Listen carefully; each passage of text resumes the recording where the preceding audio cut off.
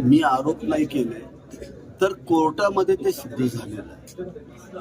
माजी मुख्यमंत्री आदरणीय पृथ्वीराज चव्हाण साहेबांनी ही चौकशी इनिशिएट केली होती आणि त्यावेळेला मनोज सौनिक समितीचा जो अहवाल आहे तो कोर्टाने मान्य केला आणि कोर्टाने आदेश दिले की जे गोरगरीब शेतकरी सामान्य शेतकऱ्यांची मुलं आहेत किंवा जे शेतकरी आहेत त्यांचा शेतीमाला विक्रीची जी व्यवस्था आहे त्या ठिकाणी त्यांच्या हक्काचे असणारे मालकीचे असणारे गाळे फक्त 5 लाख रुपयाला 1000 स्क्वेअर फूटचा गाळा हा जो वाशी मार्केटला विकला आहे हे चुकीच्या पद्धतीनं केलं गेलं. हे मी नाही म्हणलं, हे हायकोर्ट म्हणतंय.